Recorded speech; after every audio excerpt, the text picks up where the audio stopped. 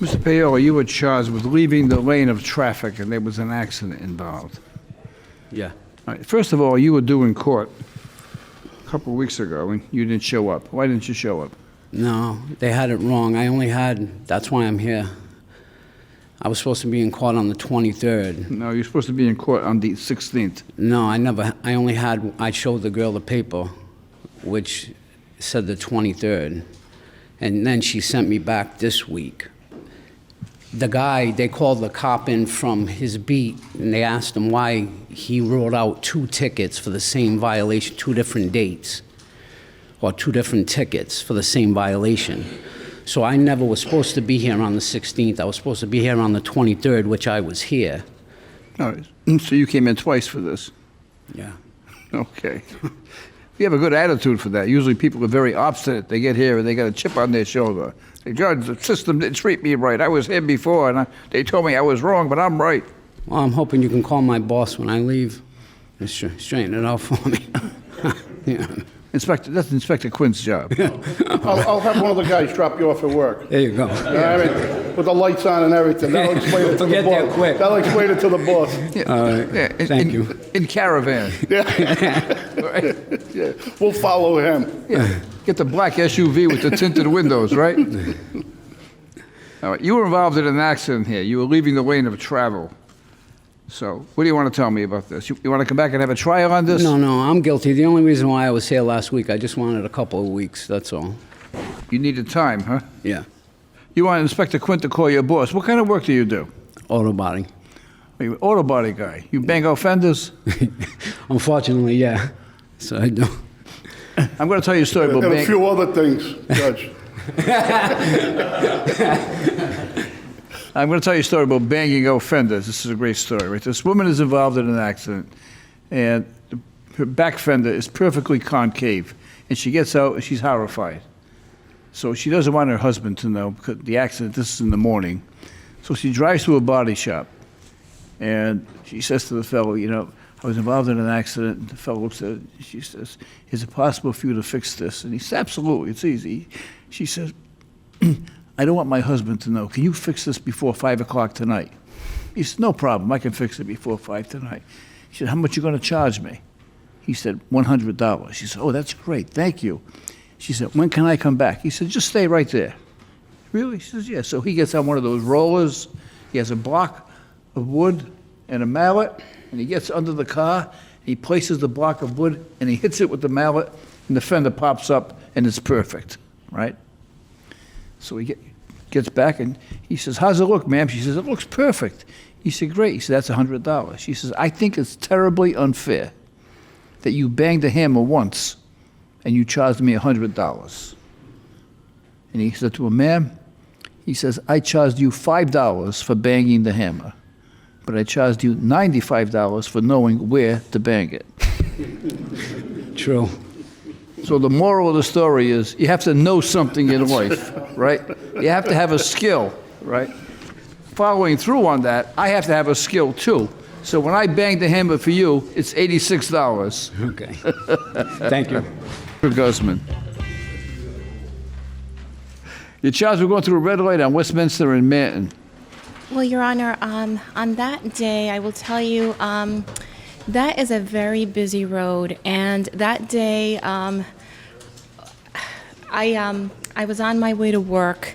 I was running late. It was like 7:49, and traffic was light that day, which I believe it's because the kids were on vacation. So I didn't want to be late, and you know, I will say this is one. I'm an exemplary driver, and the other thing is I'll tell you, this happening to me has really, it's affected me so much that, do you know that now when I go to that light, I don't even take a right. Now what I do, I wait for the light to turn green. I don't even take a right on red even after stopping, because after getting this ticket, and I want to preserve my good driving record and my exemplary driving record, that now, if, you know, I only take a right when it's green. So if it's red and I've stopped, I don't even turn. I just stay there until it turns green and then I turn. So now, when you're on that road, right, even though you can make a right on red, you stop Yes. and you wait until the light turns green before you make a right. Yes, sir. Now, we're going to charge you with obstructing traffic. Oh. Because the people behind you want to make a right, and they're blowing the horn, and they're late to work, Well, and well, you're responsible now for so many people being late because you're stopping at a light when you can make a right-hand turn on red. Inspector Quinn, I what do you know. think of this? Well, they could go behind me and go on the side if they Oh, wanted to. now we're going to charge them with changing lanes.